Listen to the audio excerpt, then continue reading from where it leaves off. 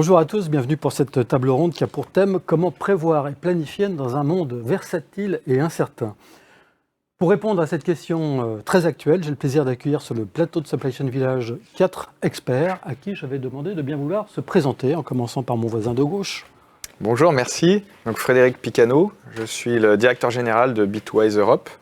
Moi, ça fait 2 ans que j'ai rejoint Bitwise et j'ai une vingtaine d'années d'expérience en supply chain dans la santé, parce que je suis pharmacien à la base. Et Bitwise, on est une société qui éditons un logiciel de planification basé sur le DDMRP, le Demand Driven MRP. Et on a une particularité, on a beaucoup investi sur la formation. Donc on est leader mondial de la formation dans le domaine du DDMRP, parce qu'on pense que c'est très important, au-delà de l'outil, d'avoir la compétence et la connaissance sur les processus. Merci. David? Bonjour, David Strauss, société E2Open. Je gère une équipe globale qui s'occupe de la stratégie et des solutions de nos plus grands clients. E2Open, c'est une plateforme de supply chain de bout en bout qui a aussi des fonctionnalités sur la planification, sur la prévision. Et je suis très heureux d'être ici aujourd'hui. Merci. Merci, Fabien. Bonjour à tous, merci pour l'invitation. Donc Fabien Gratepin, moi je suis le directeur commercial d'ASAP. Cette année chez ASAP, plus de 20 ans en supply, et donc ASAP, plateforme de pilotage de la supply globale, prévision, planification, distribution, de bout en bout, et donc optimisation des flux, évidemment, dans leur ensemble également. Et pour finir, Mehdi. Bonjour à tous, ravi d'être parmi vous. Mehdi Carab, cofondateur de la solution Colibri. Colibri, c'est le SNOP en un battement d'aile. C'est une solution de bout en bout qui est 100% cloud et qui permet à nos clients d'adresser les problématiques sales, operation et planning. Donc on pourra en discuter un peu plus ensemble durant cette conférence. Merci. Une toute première question pour lancer le débat. La thématique, c'est effectivement comment prévoir et planifier dans un monde versatile et incertain. Il est vraiment, pour le coup, versatile et incertain, ce monde avec la pénurie qu'on vient de traverser et qu'on traverse encore aujourd'hui, pénurie de composants, de matières premières, pénurie de moyens de transport. Est-ce que c'est encore raisonnable aujourd'hui de prévoir et de planifier? Est-ce qu'on peut le faire véritablement? Alors je ne sais pas si on peut le faire, je ne sais pas si on peut le faire, vaste des questions, je pense qu'on va tous notre avis là-dessus, mais je pense qu'on doit le faire, en tout cas, essayer de le faire au maximum. Oui. Parce que si on ne le fait pas, je pense qu'on est sûr de ne pas pouvoir, on va se planter. Par contre, si on essaye de le faire, l'idée c'est de le faire de manière collaborative, d'essayer d'avoir des scénarios, de les partager dans l'entreprise pour essayer de mitiger au maximum tous les risques que vous avez mentionnés. Oui. Côté ASAP, effectivement, une réponse qui va dans le sens également de dire on peut le faire, on doit le faire, et on doit le faire peut-être de manière différente et complémentaire. C'est-à-dire qu'on a beaucoup réfléchi, nous, à des moyens complémentaires, tant sur le processus en lui-même que sur l'acquisition de données ou d'informations particulières qui peuvent être intéressantes dans un contexte, effectivement, de ce type-là. Donc tout à fait d'accord avec le discours, il faut le faire, il n'y a pas le choix, c'est raisonnable, c'est nécessaire. Dans le monde E2Open, si vous allez sur Google, vous tapez E2Open et Henkel, il y a un très beau webinaire où Henkel eux-mêmes, dans la pleine crise, c'était avril 2020, avait désactivé les solutions E2Open en disant « Ah, l'intelligence artificielle ne peut pas réagir à cette pénurie. Ouais. » Et après 6 semaines, ils ont rallumé en disant bah, « Tiens, ce système, cet outil est en train de nous sortir des prévisions qui sont nettement meilleures que ce que peuvent faire nos planeurs humains. » Donc de ne pas le faire, c'était vraiment la mauvaise réaction, et ils sont assez honnêtes pour dire qu'ils ont fait une bêtise. Donc on est très reconnaissant là-dessus. Après, moi j'ajouterais juste un bémol, c'est prévoir, oui, mais l'effort pour prévoir précisément devient de plus en plus compliqué, va apporter beaucoup plus de complexité pour un résultat de plus en plus incertain. Oui. Et nous, on prône plutôt la prévision qui est globalement juste, qui sert à se préparer, à anticiper, et plutôt travailler après sur l'agilité de la supply chain pour être plus réactif à des éléments qu'on ne pourra jamais prévoir de toute façon. Parce que prévoir, c'est de toute façon se tromper. C'est se tromper, oui. Disons que le but du jeu, c'est de se tromper le moins possible. En fait, c'est ça. C'est ça, d'avoir une vision globale, de valider des tendances. Et là, je suis d'accord avec le côté collaboratif, se mettre d'accord sur des scénarios, de la stratégie. Mais pas aller essayer d'investir des millions d'euros dans des outils pour planifier à la référence de manière très précise, qui de toute manière sera fausse, et ce qui va créer ce qu'on appelle la nervosité dans les systèmes due à la propagation des besoins et de la variabilité. Alors comment on fait justement pour avoir le juste stock, celui qui fait qu'on va pouvoir répondre à la demande, mais sans pour autant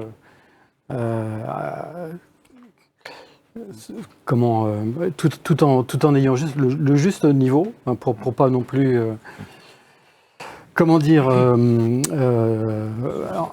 avoir un surstock qui pourrait pénaliser le BFR, et puis en même temps répondre à la demande et obtenir un service client de bon niveau.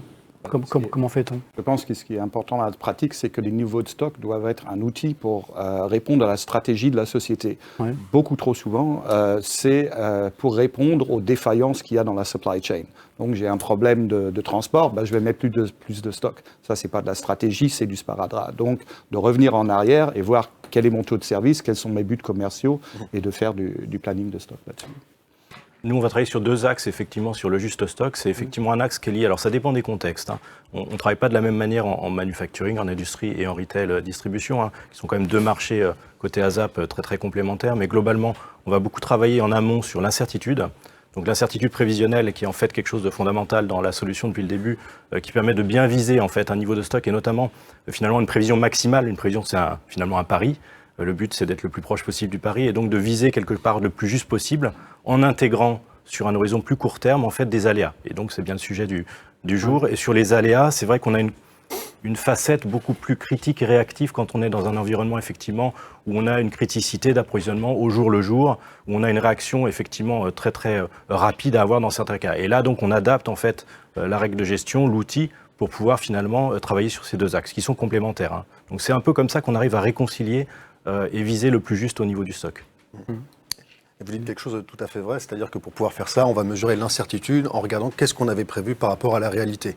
Et ça demande déjà d'avoir beaucoup de données, ce qui est quand même complexe à faire quand on est sur des outils comme Excel. Donc, c'est-à-dire je fais de la prévision, je mesure mon écart entre ma prévision et le réalisé, donc je mesure mon erreur sur le passé, et effectivement, je rejoins complètement, intégrer d'autres variables d'aléa pour calculer un stock de sécurité. Donc là, je dirais en substance, il faut calculer le bon stock de sécurité et avec la bonne méthode en fonction du métier de vos clients. Ouais. Après, pour calculer le bon stock, moi je trouve que la méthode des MRP apporte quelque chose de plus, c'est la transparence des paramètres. C'est-à-dire qu'on sait exactement qu'est-ce qui compose votre stock. Il y a 4 ou 5 paramètres assez faciles à comprendre, à maîtriser, à visualiser. Et ce qui est important pour savoir si on a le bon stock, c'est de visuellement et très facilement comprendre si on correspond au marché, si on colle au marché, quels sont les paramètres qui l'influencent, et si je vais vouloir le réduire, sur quels paramètres il va falloir que je joue. En enchaînant un peu sur l'incertitude, c'est absolument nécessaire, les stocks sont là pour ça, mais ne pas seulement voir l'erreur et l'incertitude sur la demande, mais aussi sur la supply. Aujourd'hui, dans le bon vieux temps, on se disait je suis à l'intérieur, je suis hors de mon lead time, donc j'ai un approvisionnement infini, parce que je suis hors du lead time, je peux commander. C'est plus possible aujourd'hui. Mon contrat, il dit, oui, je peux avoir 1000 pièces dans 3 mois. Les Chinois, ils vous disent, non. Le port est fermé, l'usine est fermée. Donc, d'avoir cette incertitude au niveau bout en bout, qui, surtout dans un contexte pull, est très important. Vous êtes tous éditeurs de solutions informatiques, mais il y a quand même de l'organisation, je dirais, en préalable, pour pouvoir prévoir et planifier. Donc, on met en place un SNOP. Quelle relation vous avez comment mettre en place le SNOP justement pour faire en sorte pour fiabiliser les prévisions, alors même qu'il est tout à fait hypothétique d'avoir quelque chose des chiffres, des données fiables. À mon avis, le SNOP est capital. Il y a beaucoup de sociétés qui n'en font pas ou qui le font mal. Oui. Mais au-delà du SNOP, pour moi, c'est vraiment la réconciliation entre le SNOP et les décisions opérationnelles ou la configuration de votre modèle. Nous, on appelle ça le hub bidirectionnel de réconciliation. Et il va falloir vraiment qu'à ce niveau tactique ici, on puisse collaborativement se mettre d'accord sur les stratégies, les prévisions, les événements qui vont arriver, mais également avoir une remontée au niveau du modèle opérationnel de qu'est-ce qui a bien marché, qu'est-ce qui a mal fonctionné, qu'est-ce qu'on doit revoir aussi dans notre stratégie. Et ça, c'est un niveau qui est très important et qui est souvent négligé. Et pour moi, c'est la clé du succès. Au-delà d'avoir des bonnes prévisions dans un SNOP, c'est vraiment ce côté collaboratif et cette réconciliation tactique. Il y a aussi un point qui est important, c'est la fréquence. En fait, on se rend compte que beaucoup de clients font des SNOP 2 fois par an, 3 fois par an, et ça, c'est une réalité. C'est-à-dire que d'autant plus quand on est en cas de crise, il faut être plus réactif et le faire plus régulièrement. Donc, notre vision, c'est déjà de se dire, plutôt que de faire un SNOP que très partiel ou très rarement, essayons de le faire plus régulièrement. C'est la définition même d'un processus. Mensuel, par exemple. Idéalement mensuel, voilà, effectivement. Et bien penser aussi à le faire à un niveau macro, parce que bien évidemment, plus vous descendez dans le détail, plus vous vous retrouvez à faire des calculs d'apothicaire. Donc, garder un processus le plus résilient possible, le plus rapide, le plus fréquent possible, et le faire au bon niveau de détail, ne pas se noyer. Donc, trouver le bon niveau. C'est ça que je dirais comme point le plus important pour commencer.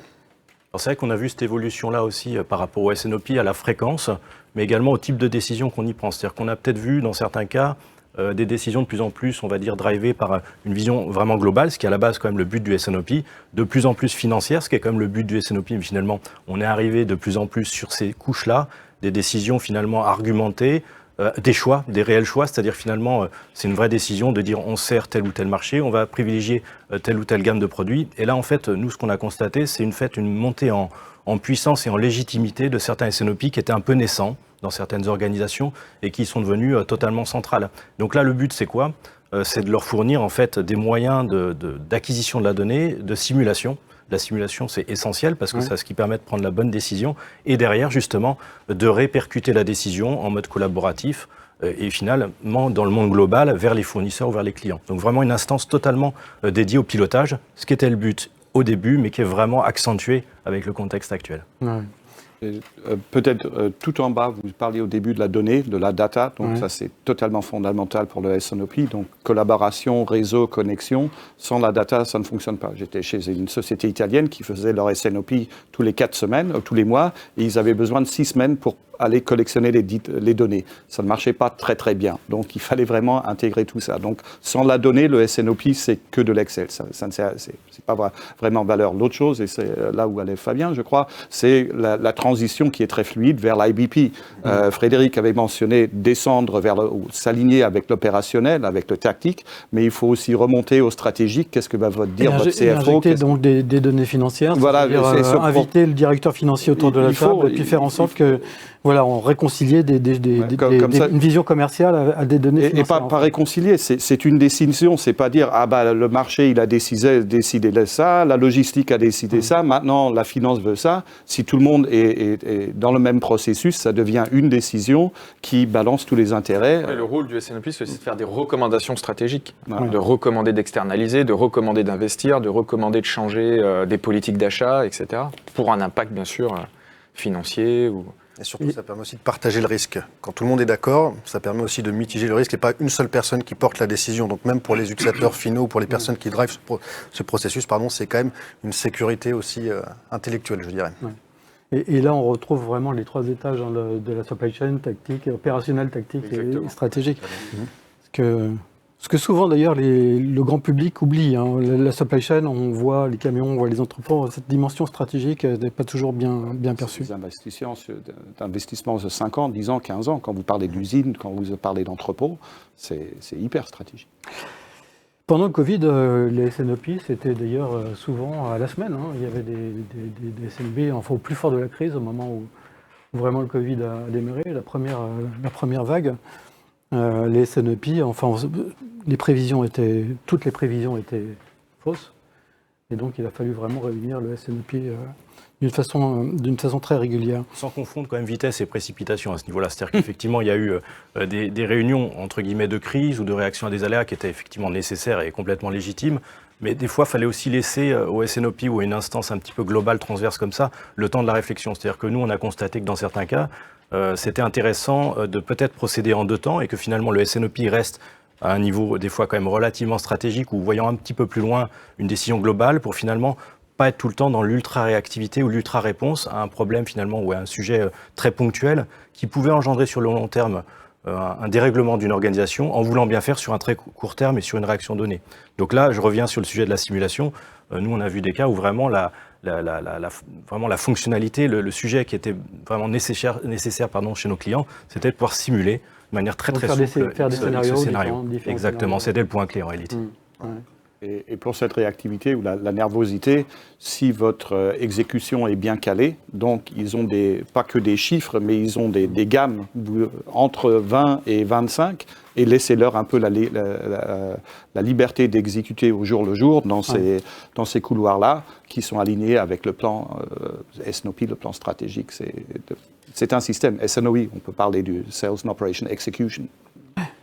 Et les scénarios, c'est scénario 1, scénario 2, scénario 3, c'est ça? Enfin, on essaye d'adapter différentes cas de figure à... Ça peut être ça, et ça peut être plus, je dirais, de la réactivité ou de la simulation sur un sujet donné. C'est-à-dire que c'est à la fois un scénario global sur un scénario d'approvisionnement, un scénario de multifournisseurs. On a beaucoup vu ça dans certains contextes de distribution de retail où effectivement, quel fournisseur, quel canal on allait privilégier dans tel ou tel cas. Mais ça peut être beaucoup plus ponctuel, effectivement, sur une réunion ou un sujet opérationnel, sur un choix, encore une fois, de production dans un contexte manufacturing et de dire, bah voilà, telle variable, quel impact. Et si c'est le sujet clé, c'est celui-là qui va driver finalement toute la chaîne derrière. Donc il y a les deux cas en fait. Il n'y a pas vraiment de nombre de scénarios prérequis, mais on est plus sur du cas par cas, hein, comme vous l'avez tout à fait dit. Hein, ça peut être des fois une analyse sur une gamme de produits qu'on va décider d'arrêter momentanément ou switcher, ou ça peut être sur une vision usine, macro. Donc là-dessus, il n'y a pas vraiment de bonne pratique et c'est vraiment au cas par cas, effectivement. Alors, pas oublier le retour du terrain sur l'efficacité démontrée du modèle quand on fait des scénarios, parce que trop souvent, on fait des scénarios à un niveau stratégique avec des performances théoriques ou souhaitées. Et après, quand on arrive dans l'exécution, ils sont irréalistes. Et donc là, encore une fois, ce hub bidirectionnel doit récupérer aussi ce que le modèle est vraiment capable de faire pour avoir des scénarios vraiment réalistes. On doit mesurer aussi à un moment donné l'adéquation entre le scénario et la réalité aussi. Au même titre que pour les prévisions, on peut mesurer aussi l'adhésion entre notre plan SNOP et ce qu'on a réellement fait, même si c'est à un niveau macro, pour en tirer les bons enseignements pour les exercices futurs. Alors, on a souvent opposé planification et réactivité. On dit souvent que la supply chain, pour qu'une supply chain soit résiliente, efficace, robuste, il faut aussi qu'elle soit agile et réactive. Est-ce qu'il n'y a pas une contradiction finalement entre cette notion de réactivité et la planification? La planification qui est une organisation qui anticipe sur une maille plus ou moins longue. Est-ce que ce n'est pas contradictoire de vouloir planifier et réagir en fonction des événements? Non, moi je pense pas. Je pense que les prévisions doivent permettre de se préparer, doivent permettre d'anticiper les choses, de bien dimensionner vos stocks, vos buffers, vos ressources. Et après, par contre, la décision réellement concrète de lancer des productions, lancer des approvisionnements, elle doit être prise avec une information le plus proche possible de la réalité, qui est quoi? La demande du client, bien sûr. Mais il faut qu'on arrive à faire cohabiter les deux et ça marche assez bien. Ces prévisions permettent l'anticipation et d'être encore plus réactif. Parce que si on s'est préparé à quelque chose, on sera plus réactif parce qu'on aura nos ressources prêtes à le faire. Disons que vous aviez eu un mot intéressant en disant que la planification, c'est une équipe. Ça peut être déjà le problème. La planification, c'est au moins un processus. Et en fin de compte, ça devrait être une philosophie, une façon de faire des choses pour que les gens qui sont sur le terrain comprennent dans quel contexte ils évoluent. Si vous n'avez pas ça, vous avez toujours avoir une réaction agile. Par exemple, je vais prendre, maintenant, je vais envoyer par avion. Je ne vais pas prendre le bateau, je vais envoyer par avion. Si vous ne faites que ça, votre profitabilité, elle va tomber. Donc, ce plan, la planification, va vous donner les couloirs, les périmètres dans lesquels vous pouvez évoluer tactiquement, sans avec tout ça, avoir vos investisseurs qui vont avoir des grosses surprises à la fin de l'année en disant on a dépensé combien pour la logistique, parce que c'est là où on est aujourd'hui. Hein. Tout passe par là, le fret aérien. C'est un sujet intéressant, nous, sur la planification. Effectivement, on a peut-être été encore plus loin dans une logique de flux global, c'est-à-dire on a des techniques de planification qu'on appelle par exemple ondes vertes, qui permettent de planifier un sujet dans son ensemble en visualisant finalement la supply chain globale et en essayant d'avoir tous les feux au vert, donc de passer de manière la plus fluide possible, en synchronisant l'ensemble. Là, je pense à un industriel dans le flaconnage, dans le verre, qui effectivement, de par ses contraintes appro et sa production sur site et dans ce contexte évidemment actuel, a dû finalement avoir un horizon totalement global pour finalement synchroniser et mettre au vert l'ensemble des étapes à la fois internes de fabrication, mais en remontant de manière complètement transparente vers le fournisseur, vers l'approvisionnement, pour intégrer ça dans la logique de décision et donc de planification pour avoir effectivement le bon produit. Oui. Mais ce n'est pas une question que vous posez d'une façon récurrente vos clients, justement, par rapport à un arbitrage entre justement planifier, qui d'une certaine manière rigidifie un petit peu l'organisation, et puis le fait d'être réactif, agir. Non, c'est un sujet qui revient très fréquemment. Et à quoi servent les prévisions et quelles décisions prendre. Et on sépare vraiment dans Bitwise le monde de la préparation, de la planification et le monde de l'exécution. C'est vraiment deux écrans séparés qui permettent aux gens de dire bon bah là je suis en phase de planification, je dimensionne mes ressources et là je suis en phase d'exécution, je priorise. Et bien sûr, on va prioriser, on va prendre des décisions concrètes basées sur vraiment qu'est-ce qui compte, c'est livrer les clients en temps et en heure. Mais si vous avez bien fait votre travail de planification, vous aurez d'autant plus de possibilités d'être réactif. C'est bizarre, on a tous les deux le chiffre 2 dans notre nom, mais nous, on a l'expérience complètement opposée. C'est les gens qui ont des outils de planification et qui sont en train de raccorder ça de plus en plus avec leur exécution. Ils veulent, et ils font des replanifications quotidiennes. C'est plus quelque chose qui se fait à la semaine, au mois ou au quart. Donc, est-ce que c'est encore de la planification? C'est de la planification dynamique, quoi. Voilà. Et ça se fait, on a des clients qui ont 30 millions de décisions dans le système, ça se refait en 20 minutes parce que quelque chose a changé. Bon, il faut les outils. Donc, je pense que ce sont des choses de toute façon, ça doit se faire tous les jours. Dans un monde tiré par la demande, la planification doit aussi se faire tous les jours. Mais c'est pas le même niveau de décision, en fait. Il y a un aspect aussi qui est important quand on parle de prévision, c'est la prédictabilité aussi d'un produit. En fait, on a tous des historiques de vente. Savoir si un produit est extrêmement prédictible, ça donne une bonne information sur est-ce qu'on peut le gérer sur prévision ou non. Et donc, il y a toujours un travail aussi en amont de se dire, voilà, j'ai un panel de produits, est-ce qu'ils sont prévisibles ou non? Et derrière aussi, définir quelle stratégie on va avoir. Est-ce qu'on peut utiliser des prévisions? Est-ce qu'on va utiliser des stocks de sécurité sur commande? Mais tout ce travail-là en amont est quand même nécessaire. Sur quel type de référence, par exemple?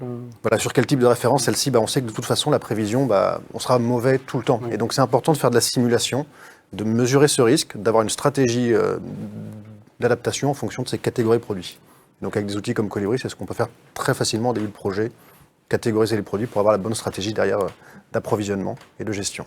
Oui, Fabien. Alors là, c'est vrai que la classification produit, effectivement, la segmentation produit, c'est essentiel. Alors d'autant plus quand on a des gros catalogues de données, quand on est en distribution, retail, négoce avec des énormes catalogues de données. Là, encore plus du coup lié au contexte, on a vu que ces facultés d'organiser finalement les classes au sens large, mais beaucoup plus finement les comportements d'approvisionnement, et donc de gérer les contraintes d'approvisionnement différemment en fonction des classes produits, c'est complètement essentiel. Donc c'est quasiment le point d'entrée pour un projet avec un énorme référentiel de produits.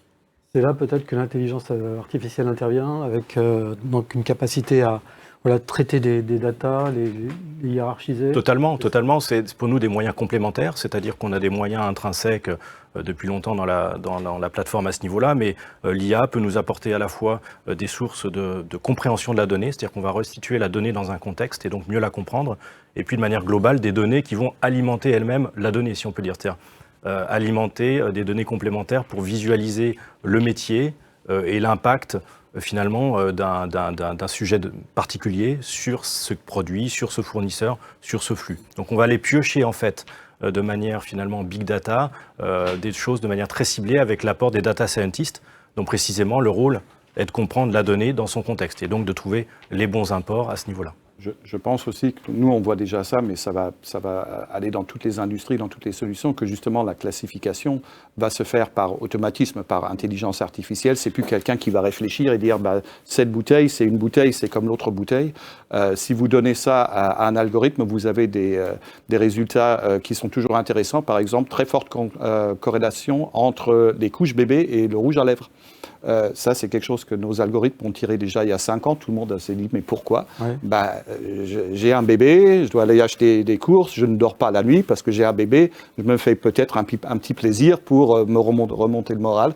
C'est une corrélation que personne n'avait vue et que maintenant, un de nos grands clients utilise pour positionner leur stock. C'est pas nécessairement intuitif, mais justement, l'algorithme vous livre des choses qui sont réelles, qui sont vraies et qui ne sont pas intuitives. On en est au tout début de l'intelligence artificielle dans ce domaine-là. Non, ça fait 15 ans. Il y a quand même des sujets sur lesquels ça existe depuis longtemps. Ouais. C'est vrai qu'il y a un mythe aussi autour de l'intelligence artificielle. On a tous entendu beaucoup ce point-là, mais nous, sur Colibri, on aime plutôt parler d'intelligence augmentée parce que l'intelligence artificielle, on sous-tend que ça va remplacer l'utilisateur et c'est pas forcément la finalité. Donc par exemple, je vais vous donner un exemple très concret, tout ce qui va être lancement de produit. On a parlé justement d'incertitude. Vous êtes responsable de lancer un produit. Vous allez prendre la décision de lancer un produit, de passer commande auprès de vos fournisseurs et vous devez engager sur une quantité. Là, l'IA va pouvoir clairement vous aider avec un peu de données, puisque la data est quand même clé, mais dès que vous avez un référentiel article, vous aider à dire, voilà, ce produit-là, si je le lance, il a telle caractéristique et voilà ce que l'outil vous dit pense vendre. Et là, derrière, ça vous donne de l'information que vous allez pouvoir challenger avec le marketing, les appros. Et donc là, l'IA vient pour aider les planificateurs. Donc ça, c'est un exemple. Plus une aide à la décision. Ouais. Concrètement, oui, aujourd'hui, en tout cas, nous, sur Colibri, c'est comme ça qu'on le voit et c'est vraiment pour ajouter de l'information et aider. C'est important. Il faut que ça simplifie le risque, c'est que l'IA complexifie. Et plus personne n'y comprend rien, ça devient une boîte noire. Et il faut augmenter même le niveau des gens qu'on embauche parce qu'on ne sait même plus quels paramètres rentrent. Ça, c'est le gros danger de tous ces systèmes d'intelligence artificielle. Par contre, si ça permet de simplifier le travail des planificateurs, là, c'est gagnant. Par exemple, quand vous avez 1 million de SKU à gérer, c'est très compliqué d'aller toutes les revoir tous les jours, de voir si elles sont bien paramétrées. Et si vous avez un système qui vous aide à les classer, ceux qui sont à revoir, ceux qui sont stabilisés, ceux qui ont trop de confort, merci de revoir les paramètres, ça apporte vraiment une aide pour l'utilisateur. Je pense que vous pouvez faire une table ronde tous les ans sur l'intelligence artificielle pour la décennie à venir. Non, mais c'est comme ça. Quand on démystifie ça un peu, à la fin du monde, il y a beaucoup de statistiques. Il y a des méthodes qu'on utilisait dans la supply chain il y a 10 ans qui maintenant se sont mis à masque. Je suis intelligence artificielle. Il y en a d'autres qui sont vraiment nouvelles et différenciables et qui ont un grand risque. Par exemple, remplacer l'utilisateur, Robotic Process Automation. Là, on est au tout début et jusqu'ici, ça fait 5 ans que j'en entends parler. J'ai pas encore vu de grands déploiements, mais ça va venir. Mais le risque est inouï parce que si vous donnez à une machine le pouvoir de faire une décision et c'est pas la bonne décision, elle va le faire à l'échelle mondiale. Elle va faire 1 million de mauvaises décisions par jour. Donc, il faut y aller très, très, très doucement. Oui, et puis la bonne nouvelle, justement, à ce niveau-là, c'est quand même, il y en a une aussi, c'est qu'il y a des gens qui sont aujourd'hui complètement de plus en plus formés et rodés à ça. Les data scientists complètent, en fait, les équipes traditionnelles de consultants supply qu'on connaissait avant. Et ce rôle complémentaire du data scientist et du consultant, on va dire, traditionnel, dans un certain nombre de projets, va complètement permettre de travailler intelligemment sur ce sujet-là, d'avoir vraiment quelque chose qui est complètement intégré et qui va compléter notre approche traditionnelle quand on en avait une auparavant, effectivement. La maturité, ça prend des années, c'est comme ça, on est dans ce... C'est une vraie complémentarité dans les équipes, c'est d'ailleurs intéressant, c'est des fonctions qui ont évolué et nous-mêmes on a recruté, je pense un peu tous autour de la table, sans doute dans ces types de profils-là et c'est vrai que ça apporte beaucoup. Après, l'intelligence métier, pour nous en tout cas, c'est vraiment ce qui reste essentiel avec une approche qui est quasiment du consulting là-dessus. C'est-à-dire qu'on va être moins dans une approche purement technologique, à vouloir aspirer coûte que coûte autant de données que possible, mais plus dans une approche vraiment de ciblage, de compréhension, de prendre le temps, justement. Alors ça va au-delà d'être très agile, très rapide, c'est finalement des fois ça vaut la peine aussi de prendre le temps et de réfléchir un petit peu en amont et donc d'aller piocher la bonne donnée. Voilà.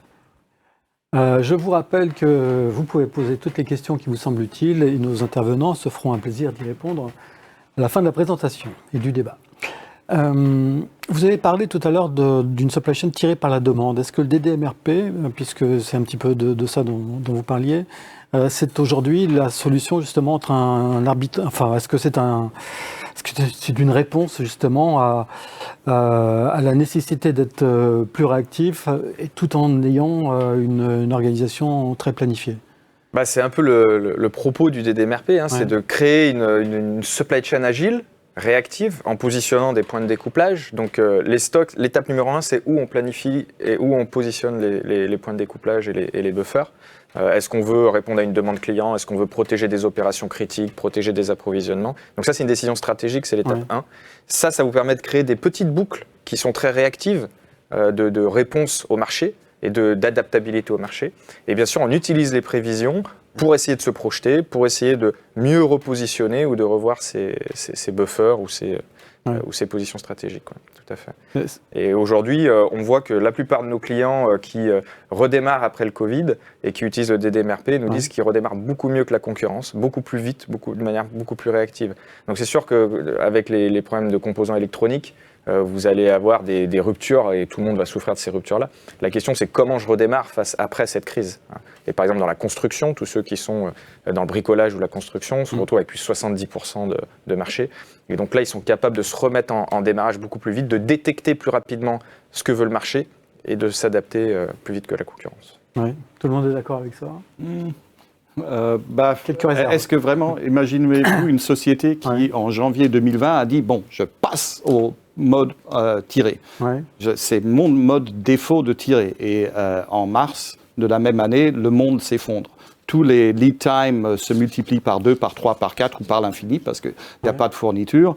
Est-ce que c'est vraiment la bonne solution? Je pense que, et Frédéric l'a bien dit à l'instant, c'est en fonction surtout des industries et des produits. Il y a certaines industries où ça fonctionne bien, il y en a d'autres où avec des lead times de 9 mois ou plus, c'est peut-être pas la bonne solution. Donc c'est adapté. Et il y a des étapes intermédiaires, peut-être justement quand on parle du bricolage, c'est de ne pas faire tout sur la demande, mais de faire peut-être du pack to order. Donc de faire du réemballage. Donc, on a de la matière semi-finie et ensuite, sur demande, demand-driven, sur demande tirée, on va emballer ça en espagnol, en français, en allemand, par exemple. Ça, c'est de la différenciation. Voilà. Et moi, je ne suis pas d'accord avec vous parce que nous, on a aujourd'hui tous les secteurs industriels et aucun des pilotes qu'on a fait dans tous les secteurs industriels, industrie lourde, retail, tout ce que vous voulez, ne s'est arrêté. Aujourd'hui, on a démontré l'efficacité du demand-driven et des flux tirés, parce que même avec des longs délais, on a aujourd'hui des importateurs de matériel de sécurité, d'ailleurs on travaille ensemble avec le même client, qui ont 9 mois, 12 mois de délai, et ils positionnent correctement leur buffer, ça ne les empêche pas de pouvoir être tirés par la demande sur les informations de réapprovisionnement qu'ils vont donner à leurs fournisseurs lointains. Je pense qu'on peut tous convenir au moins sur un plus petit dénominateur commun qu'est le besoin de faire des prévisions pour pouvoir alimenter quel que soit le système que l'on met en place. Et après, voilà, effectivement, je vous rejoins tous les deux. Vous avez tous les deux un avis qui est différent, mais voilà. Et puis de manière plus large, il y a effectivement une palette, en fait, je pense, d'approches et celle-ci en fait partie. J'évoquais donc cette onde verte qui, pour nous, est aussi une logique de flux dans son ensemble, pour finalement synchroniser au-delà de l'entreprise avec l'amont et avec l'aval. Et donc, c'est une technique de planification, finalement, de synchronisation globale de flux et donc, quelque part, de synchronisation globale du stock en se concentrant sur ce sujet-là potentiellement aussi. Donc, je pense qu'il faut voir le sujet de manière plus globale et surtout comprendre une problématique dans un contexte donné.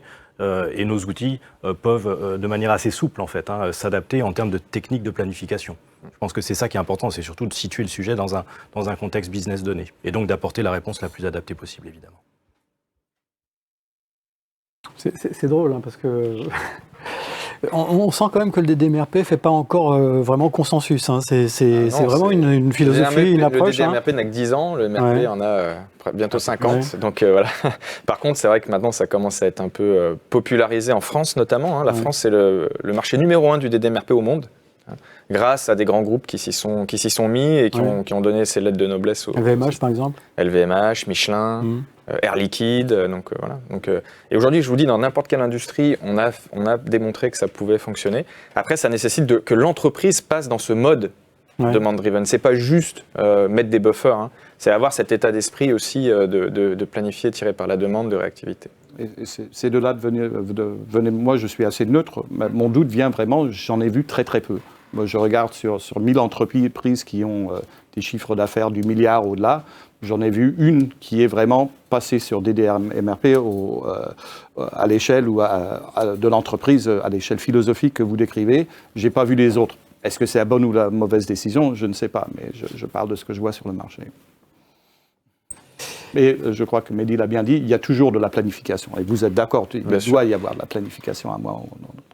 Enfin, s'il y a une chose qui fait le consensus, c'est la data. C'est le fait que la data soit vraiment au centre même du process et la capacité à collecter de la data, à la traiter le plus rapidement possible. Vous êtes tous d'accord avec ça?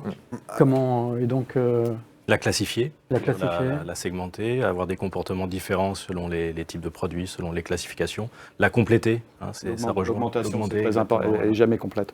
Identifier quelle est la data pertinente, c'est ça qui est important. Dans toutes ces datas qu'on a, quelle est la data pertinente? Qui le fait ça dans l'organisation? Qui en a la charge de ça c'est un peu les systèmes, on peut dire qu'il y a une personne qui en est en charge. C'est la façon dont vous êtes organisé, dont vous lisez les datas, les systèmes que vous utilisez, qui vont vous aider à identifier la data pertinente et surtout la passer le plus vite possible puisque la loi de Plössl, c'est tous les bénéfices sont liés à la vitesse du flux d'informations et de matière. Il faut que l'information passe le plus vite possible. Oui. Après, je tempérerai aussi effectivement quand on parle de data, c'est vrai que c'est un terme assez vague. Si on prend par exemple un projet prévision, quelles sont les datas pour faire ça? On va parler de choses qui sont assez simples, hiérarchie produit. Ça, cette donnée-là, en général, toutes les entreprises l'ont. Hiérarchie client et historique de vente. Je ne rentre pas dans le débat de ce qu'on appelle un historique de vente parce qu'on pourrait en faire une table ronde. Mais voilà, à minima, c'est ce genre d'informations qu'il faut pour faire des projets, par exemple, prévision. Ouais. Bien sûr, plus vous voulez aller plus loin, plus il faudra de la donnée, niveau de stock, etc. Mais tout ça pour dire que, et ça sera sans doute une de nos questions après, mais c'est quand même accessible à beaucoup d'entreprises très rapidement. Faut pas, on n'est pas obligé d'avoir des données exogènes, des données météo pour pouvoir faire des modèles de prévision simples. Hein. Moi, ce que je vois beaucoup, c'est la collaboration. Quand vous travaillez plus ouvertement avec vos fournisseurs, avec vos clients, vos partenaires logistiques, la qualité, l'augmentation de data devient automatique. Parce que si vous avez une erreur de data et vous envoyez ça systématiquement vers l'extérieur, l'extérieur va vous signaliser ça. Si vous êtes dans un monde, ah non, moi c'est mon ERP et ce qu'ils font dehors, c'est pas important pour moi, vous allez avoir des erreurs de données qui vont pas vous être remontées. Donc quand vous devenez partie d'un réseau, quand vous êtes un maillon de la chaîne va vous donner des signaux et va vous améliorer la qualité de vos données. C'est ce qu'on voit tous les jours à des échelles très très importantes. Là, quand même, les cas peuvent être très variables, je trouve, chez le client par rapport à des gens qui sont déjà organisés, qui ont des data managers, pourquoi pas des chief data officers, enfin voilà, des organisations rodées, et des fois, c'est plus ou moins effectivement concret, hein, ces approches-là, et effectivement, ça ne tient pas non plus à la taille des sociétés. On peut avoir des sociétés, des ETI très très équipées, et au contraire, des grands comptes plus en amont, hein, pas encore très organisés là-dessus. Par contre, ce rôle-là, donc data manager au sens large, peut vraiment être un pilier sur lequel on va s'appuyer à la fois en mode projet et surtout en mode post-projet pour que la donnée vive, parce que finalement la donnée elle est tout le temps à évoluer. Donc si on est sur un projet à intégrer de la data, on le fait à un instant T, donc on a dans nos équipes des gens qui savent faire ça, qui pratiquent, mais finalement le sujet c'est que ça perdure derrière, et donc finalement ce modèle-là continue à évoluer, le modèle est vivant, la donnée est vivante, et donc la pérennité du modèle passe souvent quand même par des relais de ce type-là. Et c'est vrai que les contextes de maturité ne sont pas tout à fait les mêmes partout à ce niveau-là, quand même, on peut dire. Si je peux me permettre juste une petite addition à ce que vous venez de dire, qui est très juste. Nous, notre prérequis aussi, notre prérogative, ce qu'on dit aux clients, mieux vaut commencer petit dès maintenant, mieux vaut viser 70% tout de suite que 99% jamais. Donc la data, comme vous l'avez très bien dit, elle vit. On peut trouver du jour au lendemain une donnée qui est intéressante et qu'on va charger, mais mieux vaut commencer déjà petit pour après avoir une courbe de maturité ensuite. Donc voilà, essayer de démystifier aussi un peu le fait que je peux rien faire parce que j'ai pas de data. Ouais. Qu'est-ce qu'on appelle data? Qu'est-ce qu'on a besoin? Quel est le minimum vital? Et après, on étend. Oui, David. Non, je prends le point de la pertinence est quand même très, très bien ciblé. C'est que on est dans un monde où il y en a trop. Je suis en train de rechercher une aiguille dans un tas de foin. Qu'est-ce que fait mon data manager? Parce que c'est son boulot, c'est de me donner plus de foin. ça ne résout pas vraiment mon problème. Donc, et encore, la pertinence, c'est quelque chose qu'on fait en collaboration avec les partenaires business. Parce que c'est lui qui va me dire, oui, ça, ces 3 chiffres, j'en ai besoin, et j'en ai besoin toutes les 5 minutes. Les 300 autres chiffres qui sont dans sa base de données, c'est bien joli, j'en ai pas besoin. C'est pas nécessaire pour mon résultat business. Donc, Mehdi, tout à l'heure, l'a un petit peu effleuré. Est-ce que la prévision et la planification, c'est accessible à tous? Est-ce que toutes les entreprises aujourd'hui peuvent mettre en place un outil de prévision, de planification? En tout cas, notre postulat sur Colibri, c'est que oui. Alors, oui, je vais juste modérer mon propos.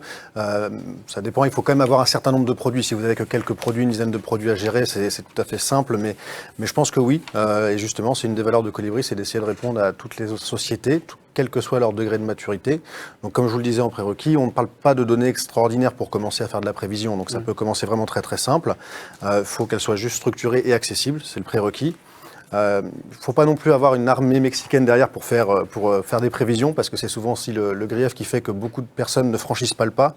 Donc voilà, nous avec Colibri, en tout cas, on essaye de démystifier la problématique de faire des prévisions et on se veut comme une passerelle d'Excel à des outils du marché pour les PME. Votre principal concurrent à tous, ça reste Excel encore? Non, c'est pas un concurrent, c'est au contraire, on nous appelle à l'aide pour sortir d'Excel. C'est plutôt l'inverse. Et c'est là qu'on mesure si notre projet s'est bien passé, c'est si les gens ne reviennent pas dans Excel après une année d'implémentation, c'est que c'est un projet efficace. c'est les gens qui ont des grands outils très chers de planification. Ils appuient sur le bouton export et ensuite font une planification cachée au black, quasiment, sur Excel. Ça, c'est le plus grand ennemi. C'est cet instinct de revenir à quelque chose qui est plus petit, qu'on peut comprendre et manipuler, qui est ensuite déconnecté de la data, qui est déconnectée du réseau. Donc, ça... Mais pour revenir à votre point, nous, on travaille avec des sociétés qui font 5 millions d'euros de chiffre d'affaires, comme avec des grands groupes qui font plusieurs milliards. Et c'est là où c'est incroyable, c'est qu'on applique les mêmes méthodes, en fait. Et ça va dépendre de la data qu'on a et de la complexité qu'on va y mettre. Mais c'est la même méthodologie, donc en l'occurrence le DDMRP, qui va s'appliquer de la même façon pour la petite start-up dans la cosmétique et puis le grand groupe pharmaceutique. Vous avez sans doute dû entendre beaucoup de fois mon métier, c'est pas le même que différent. celui. Ça, c'est classique et finalement on arrive quand même à trouver des dénominateurs communs. Oui. Et le concurrent peut être le non-choix aussi, en fait. Nous, on voit beaucoup, effectivement, dans le contexte actuel, plein de choses à disponibilité finalement de nos clients pour faire leurs projets et c'est très difficile de choisir, c'est très difficile de se dire on va dans telle ou telle direction. Il y a donc besoin d'être guidé dès les phases d'avant-vente, dès les phases d'échange en amont. On pratique aussi de plus en plus l'époque, finalement, c'est-à-dire on teste, on maquette au sens large, voire on utilise avec le client pendant un certain temps en mode POC. Ça permet de faire la preuve du modèle, du concept. Donc c'est vraiment, effectivement, ce concurrent-là, c'est le non-choix et il y a un énorme besoin. Donc il faut arriver à guider finalement le choix et donner confiance et surtout que le processus se mette en place petit à petit. Et donc on démarre des fois sur des périmètres réduits, on fait des pilotes. C'est vraiment ça aussi qui permet de mettre le pied à l'étrier souvent.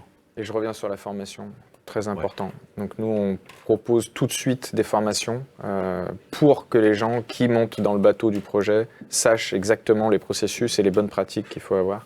Et ça, c'est un élément essentiel aujourd'hui qui est vraiment intégré et qui est encore une fois très fort en France, parce qu'on a beaucoup de financement avec les OPCO, etc., qu'on ne trouve pas forcément dans tous les pays, mais qui est très puissant pour la réussite de ces projets.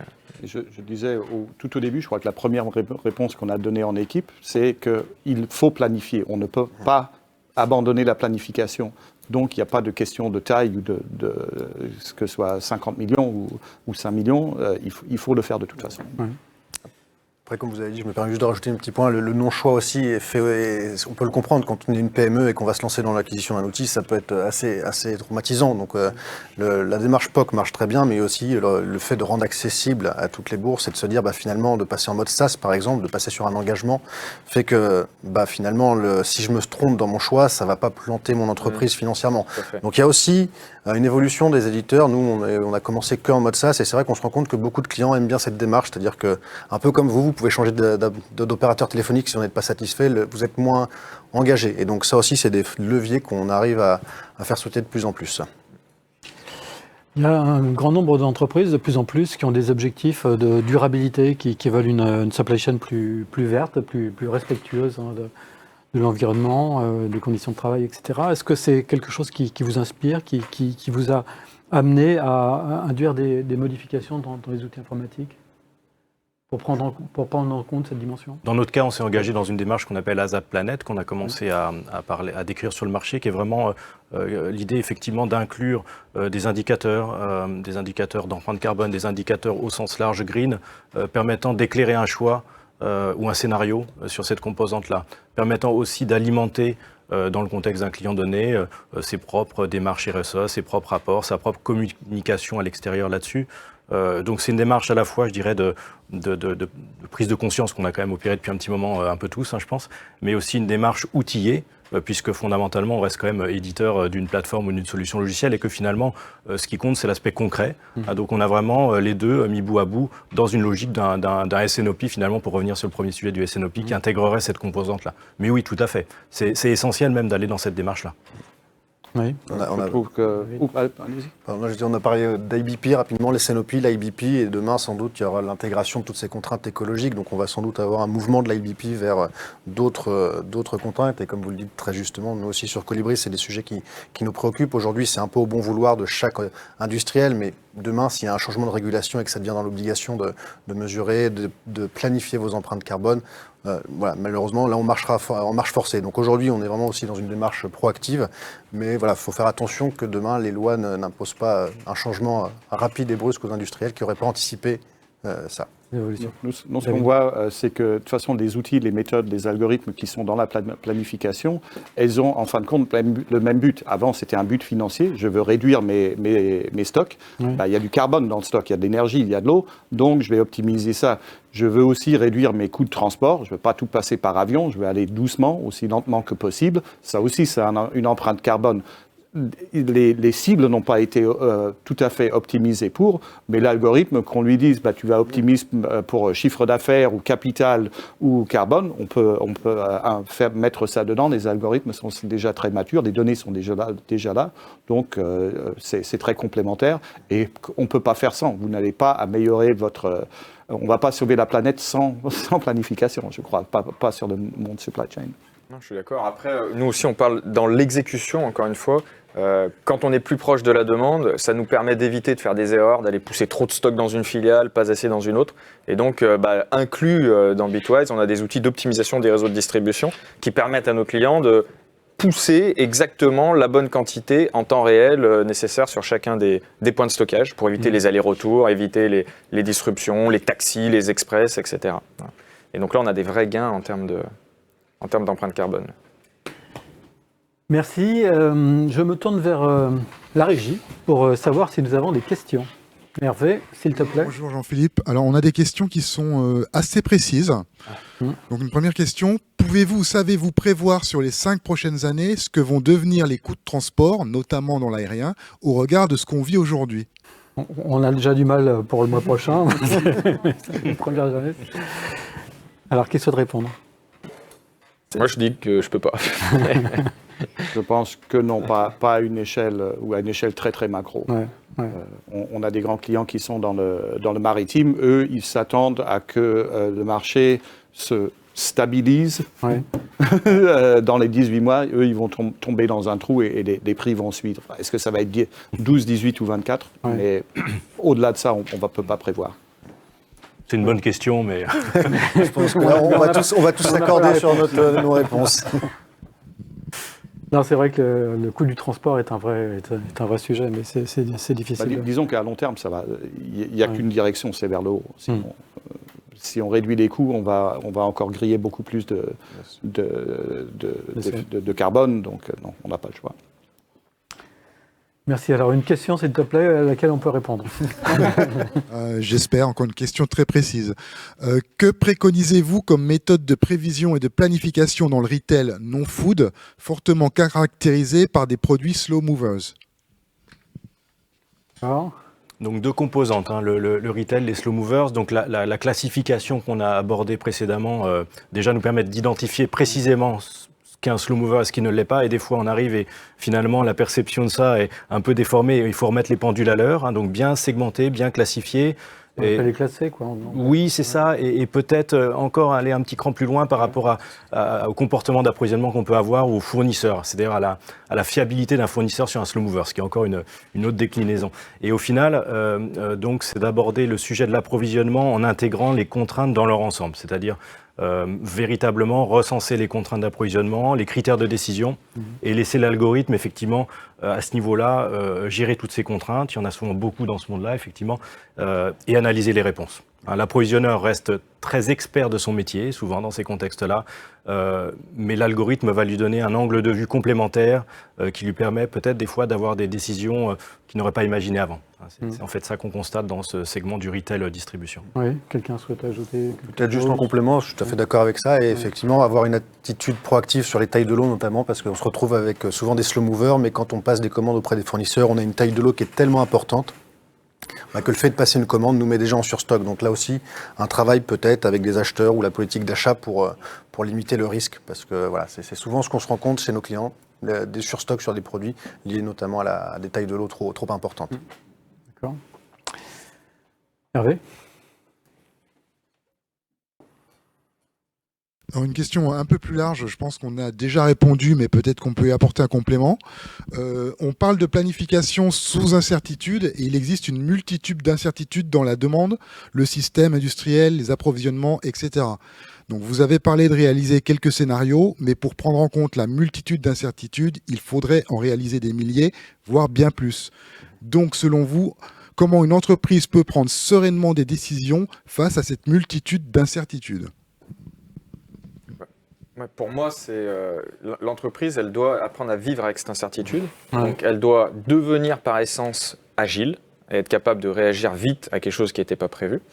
Après, on peut utiliser des modèles statistiques pour essayer de simuler un maximum de scénarios possibles. Nous, on utilise les Monte Carlo, les simulations Monte Carlo, qui vont vous permettre de simuler beaucoup de fois et de trouver une bonne formule qui va statistiquement répondre à beaucoup de scénarios. Mais on ne pourra jamais avoir défini qu'est-ce qui va se passer à l'avance. Donc, vraiment, la clé, c'est d'être prêt et d'être réactif pour affronter quelque chose qui n'est pas prévisible par essence. Ouais.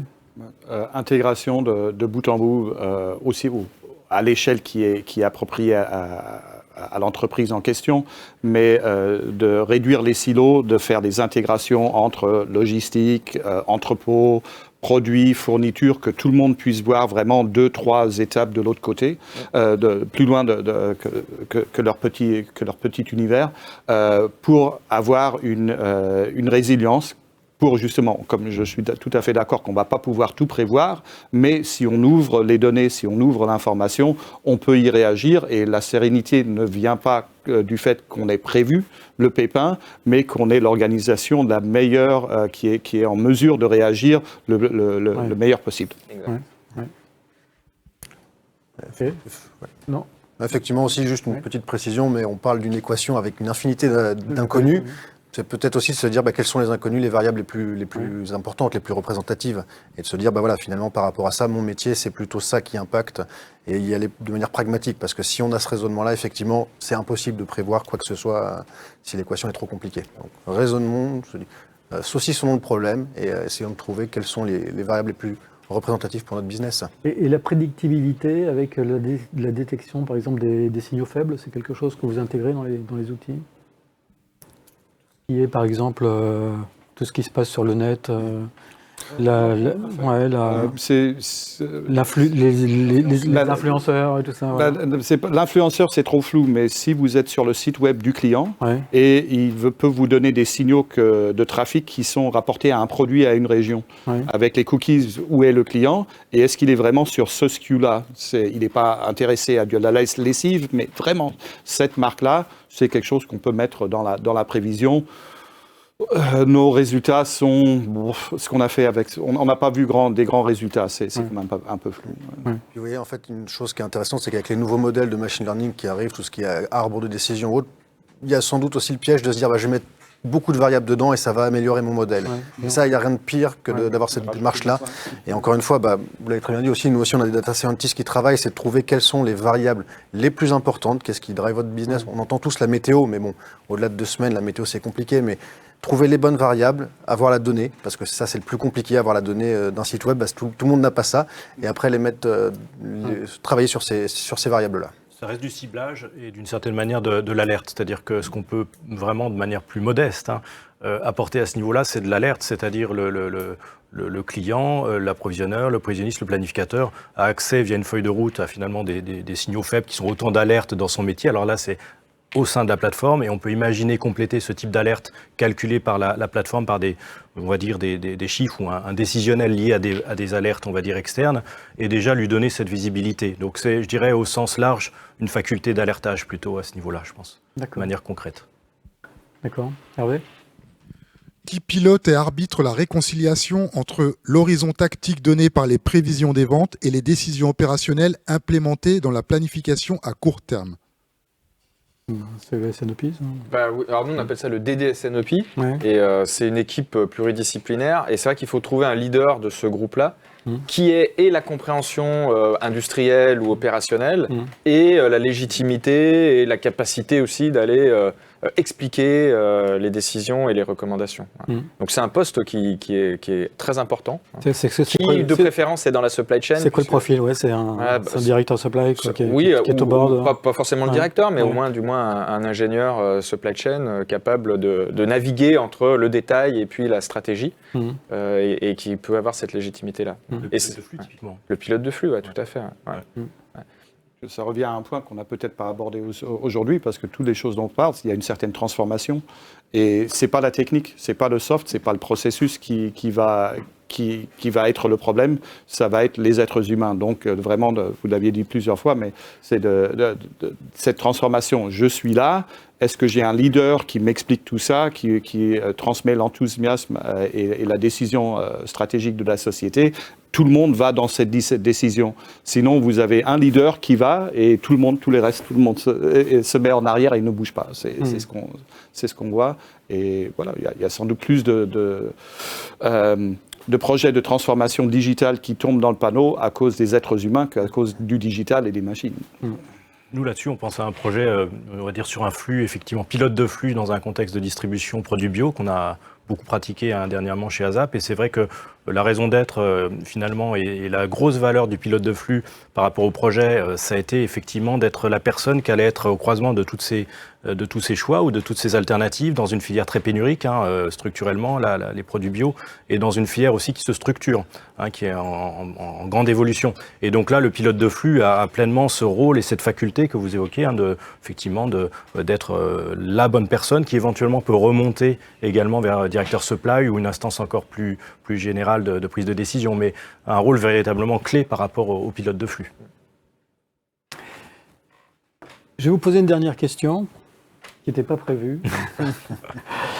Quand on est un utilisateur, on se trouve face à un panel d'acteurs, de la prévision, de la planification, on ne sait pas véritablement vers qui se tourner.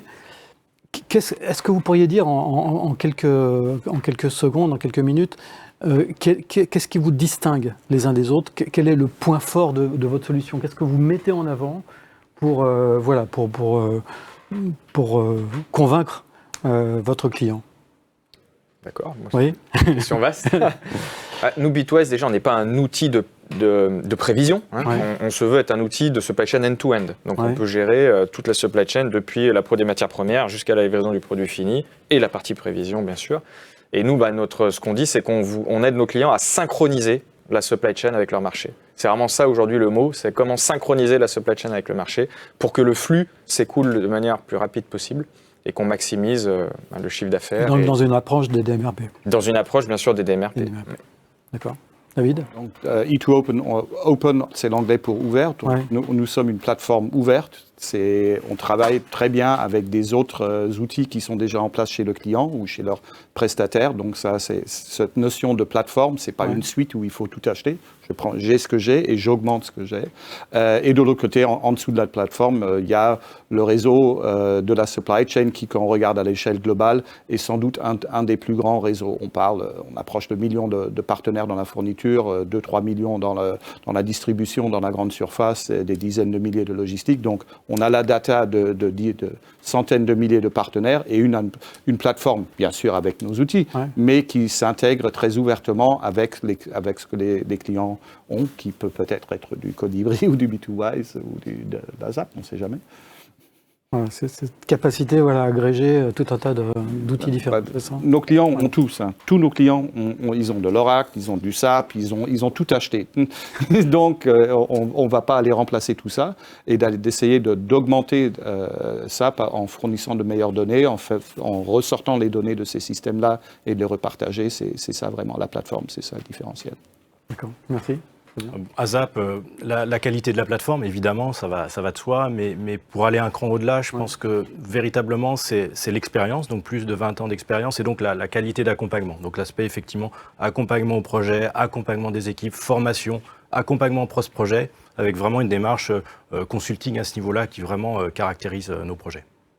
Consulting, donc on peut parler de Diagma. Bien sûr, l'historique et l'ADN d'ASAP, issu de Diagma dans les années 2000, c'est complètement ça. C'est vrai que ça reste complètement une des valeurs clés pour nous.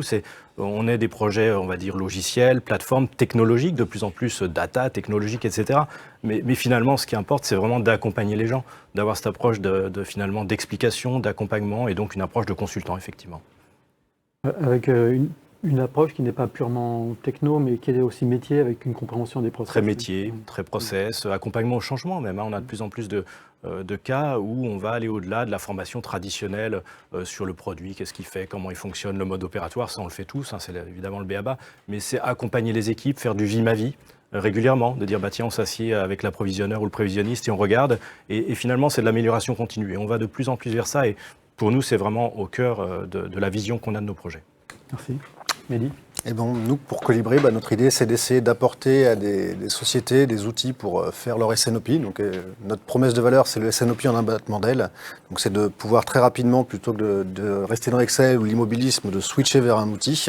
Et pour cela, on l'a rendu très ergonomique. Nos clients sont nos meilleurs ambassadeurs aujourd'hui, donc c'est un fait. C'est-à-dire qu'aujourd'hui, on a quasiment la moitié de nos clients qui recommandent Colibri et qui deviennent des nouveaux clients.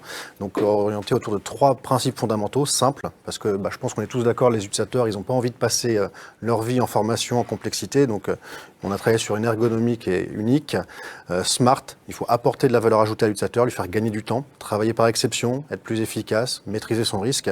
Et Secure, parce qu'on est une solution qui est nativement cloud. Et je pense qu'aujourd'hui, on en entend encore parler de la sécurité. C'est un aspect aussi très, très important pour nous, la sécurité de la solution. Donc, permettre d'être le premier tremplin vers l'excellence outillée du processus SNOP pour les plus grands nombres.